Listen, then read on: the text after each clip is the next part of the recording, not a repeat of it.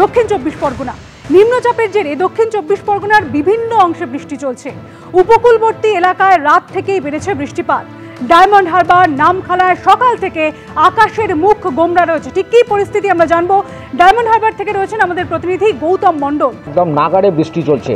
গতকাল বিকেল থেকে যে বৃষ্টি শুরু হয়েছিল সেটা রাতভর বৃষ্টি হয়েছে এবং সুন্দরবন উপকূল এলাকায় কাকদ্বীপ মহকুমা এবং এই যে সুন্দরবনের আরও যে সমস্ত প্রত্যন্ত এলাকা রয়েছে সেখানে কিন্তু বৃষ্টির পরিমাণ বেশি, তার সঙ্গে দমকা বাতাস বইছে।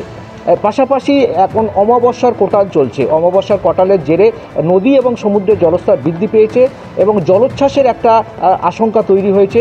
এটা আগামী 3-4 দিন ধরে এই জলোচ্ছ্বাসের কিন্তু একটা আশঙ্কা রয়েছে এবং সমুদ্রে যেতে নিষেধ করা হয়েছে মৎস্যজীবীদের। আগামী সোমবার পর্যন্ত সমুদ্রগামী যে সমস্ত মৎস্যজীবী ট্রলার রয়েছে তাদেরকে বন্দরে ফিরে আসতে বলা হয়েছে। ইতিমধ্যে সুন্দরবনের বিভিন্ন মৎস্য বন্দরে সেই ট্রলারগুলো ফিরে এসছে, কিন্তু যেটা আশঙ্কার জায়গা সেটা হচ্ছে বৃষ্টি, দমকা বাতাস এবং এই যে কোটাল, এই যে একদম একদম সব কটা মিলিয়ে একদম সুন্দরবনের মানুষ আশঙ্কিত।